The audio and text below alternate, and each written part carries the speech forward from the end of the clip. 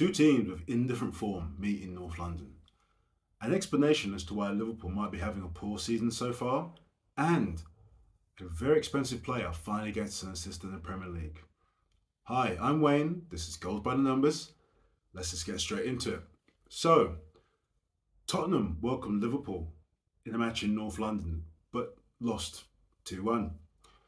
Liverpool will be happy to have got their second win in a row, as it should help them build momentum to try and work their way back up the league and get into the Champions League next season, as the league seemingly has gone at this point. The first thing to note in this game was a really suspicious tackle, or dodgy tackle, by Xavi Simons on Virgil van Dijk. But not just on Virgil van Dijk, but on his Achilles. That kind of tackle can go very wrong, and an Achilles injury at that age could effectively finish Virgil van Dijk. Fortunately, he was able to continue the match and finish it, but Simmons was sent off. So that's the first red card for Tottenham. Liverpool actually took the league, where Alexander Isak linked up well with Wirtz, who got an assist, and enabled Isak to score the goal. Really good goal. Wirtz showing his selflessness to lay the ball on for Isak. However, Isak did get injured while scoring the goal and had to be substituted for Hugo Ekitike. In the second half, Ekitike scored with a header, but Spurs, the defence and the fans were frustrated by the goal, because as Ekitike jumped up early, he was able to put his hands on the back of Romero's shoulders, effectively stopping him from jumping, or at least making it exceedingly difficult. You could see from the way that Romero arched forward, he was pushed. Spurs complained, but unfortunately, no dice. Later on in the match, Richarlison was able to actually get a goal back for Spurs, post a little bit of a goal with a box scramble. To be fair, Alisson, in goal for Liverpool in this match, couldn't actually do much. However, this is where it gets interesting, as the goal he let in doesn't help his stats. Now, in terms of save percentage, last season Liverpool, over the course of the season, had 71%. But going into this match against Tottenham Hotspur, they were sitting at just 63.9. So, layman's terms, less shots are being saved. Now, Alisson is the number one keeper, but over this season Liverpool have used two. But Alisson actually has the lower percentage at 61.8. In fact, in the 5 games preceding the match against Spurs, Alisson's post-shot expected goals was 5, though he conceded 7. So he's conceding more than he actually should be, essentially. I did wonder if he was just the problem.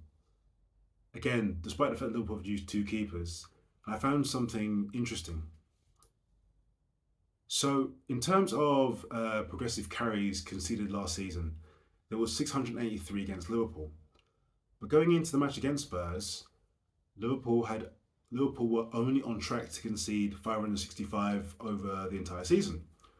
So, okay, maybe teams are passing through them instead of just running with the ball. But no. With progressive passes conceded last season, that was 1,091 over the entire season. However, this season, before the match against Spurs, Liverpool are on track to have 1,064 progressive passes conceded against them. So arguably, as a team, you could make the point that Liverpool are holding a good defensive shape as a group. Now, despite the calamity defending that we sometimes see, which can happen, this is really high level sport, and even the best players still come up against players who may not be at the absolute peak, but they're niche individuals, right? So last week we saw Konate and Van Dijk last few weeks this season we've seen Van Dijk and Konate have really indifferent games. But are they actually the problem? Because looking at his stats, actually Alisson is the issue. So we'll have to keep an eye on that over the next few months. But if he doesn't start saving more stats, I think we found the reason the Liverpool have done so badly this season. Because technically, Marbadeshvili, I know I'm not pronounced that correctly. Technically, he is the second keeper, so you wouldn't expect him to do as well as Alisson. However, when compared stats to this season, last season, he's actually doing alright for a backup. So there's only one person left to look at, unfortunately. So the match ended 2-1 in Liverpool's favour, second win in a row. Good result for them. And the Tottenham Hotspur fans actually booed at the end of the match. I can't help but wondering, if you consider the fact that Spurs have only won one of the last 8 games at home, where do they go next? Where do they go next? I also think as well, considering they've only won one of the last 8 games at home, why have they not shown much fight up until this point so far? I should also point out as well, I completely forgot, absolutely forgot. Romero was also sent off for kicking out at Konate later on in the match, right in front of the referee, so the referee couldn't miss it. Why he did that, I don't know. He just lost his head. So it happens, desire to win and all the rest of it, which makes me think, or link back to the point I threw in far too quickly. If these players are showing so much fight as to get involved in tackles, be really physical, where has that fight been over the last 8 games at home, at least? Nowhere to be found.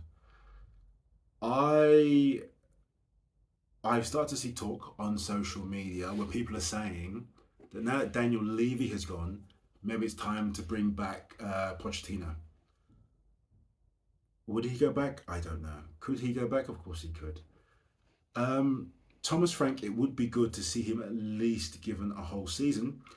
However, maybe this is the reason that maybe the jump between Brentford and Tottenham is just too big.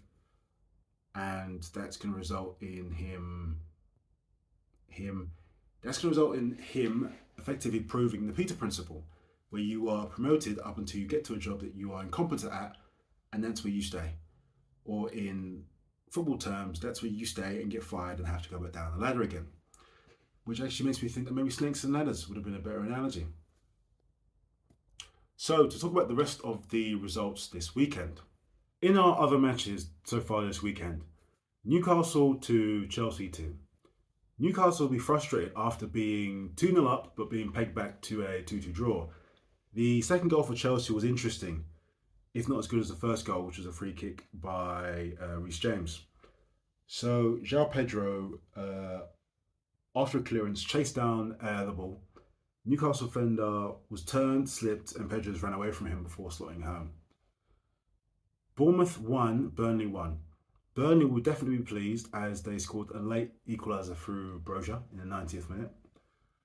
Brighton and Sunderland was a 0-0 draw, which is a bit disappointing as both teams could have made it quite an interesting prospect for a match. Manchester City 3, West Ham 0. Manchester City battered West Ham. West Ham looked as if they just didn't turn up today. And in a surprise to absolutely no one, Wolves 0, Brentford 2. Brentford beat Wolves, who even had their fans boo them after they missed a penalty at home. Everton 0, Arsenal 1.